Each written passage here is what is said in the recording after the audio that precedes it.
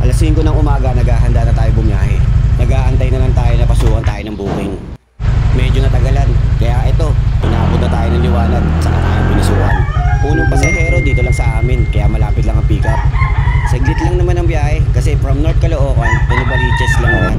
Pagbaba ni ma'am, pinasukan din naman agad ang next booking. Ito pangalawa, from Novaliches to LRT Muñoz. Okay na ba?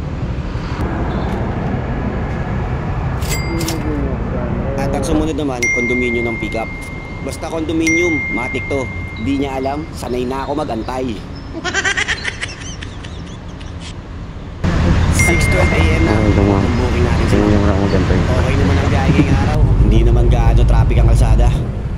Ngayong araw, 13 rides ang kailangan natin para ma-hit natin ang incentives. 6:38 ng umaga, pang-apat na.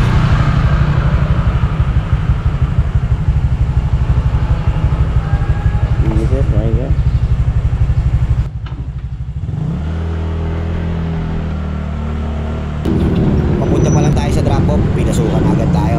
Baka auto-accept yan. Alas 7 na at pang-5 na tayo.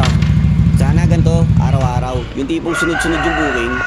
Mas okay kasi to, walang penga. Kaysa naman nakatambay ka lagi sa ilalim lang na puno. Okay na to. Dito talaga, habang bumabiyahe ako, nananalangin ako na sana ma-hit natin ang incentives ngayon. 13 rides ang kailangan ko.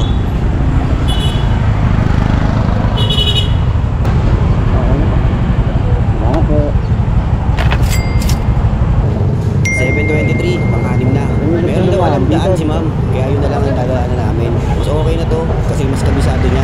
Araw-araw yung dinadaan. Alam niya kung saan walang traffic. Lagi ba naman dinadaanan eh. Alam niya kung saan siya mapapabilis. Kaya walang masama kung susundin natin. Dito ang drop ni ma'am, malapit sa SM Manila. Tapos yung sumunod, may dalang malaking bag. Sige.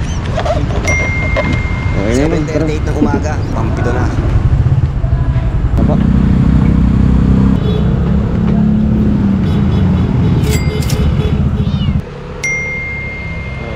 7:50 AM, pang-8 na.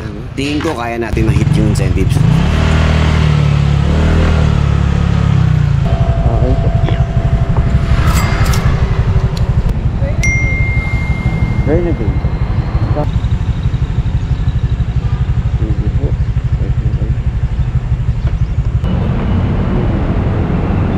Dito, pagbaba ni ma'am, pinasukan din agad ang susunod na booking. Pagdating ko naman sa pick up point, si sir, naka-ready na. Talagang inaantay niya na ako. Tinuturo ni sir na dito siya bababa sa kabila.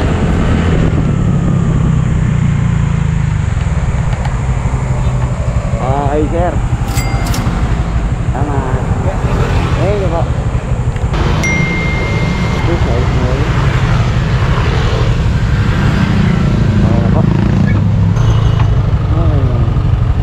Ang drop-off ni ma'am, NU Manila. At pagbaba ni ma'am, pinasukan tayo, pick up, NU Manila. Sakto-sakto talaga. Saglit ko lang natin si sir kasi napakalapit lang. Tapos pinasukan agad tayo ng pan-13.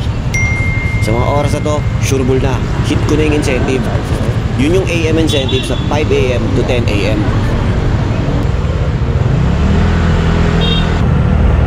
Dito, pagbaba ng pasahero natin na pan-13, nag-set destination na ako pa uwi. Sa totoo lang, ang tagal ko nang hindi nakakahit ng incentives. Swerte na lang talaga pag na-hit mo yung mga incentives si Move It. May araw din kasing matumal, at saka depende yan sa bigayan ng mga booking. Maswerte ka na pag tuloy-tuloy ang booking na binigay sa'yo. May pa-bonus pa, binigyan tayo set destination. Set, madaan-daan lang sir. Sige po. Nakiusap si ma'am na daan-daan lang, huwag daw masyado mabilis. Ninenervous daw kasi siya pag masyado mabilis. Di kasi lahat ng sumasakay sa MC Taxi, sanay sumakay sa motor.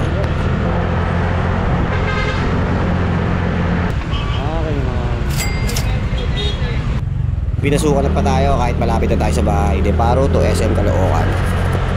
Ito na ang huling booking. Tapos diretso na uwi. Uwi na. 15 rides simula 5 AM to 11:30 AM plus 350 pesos incentive.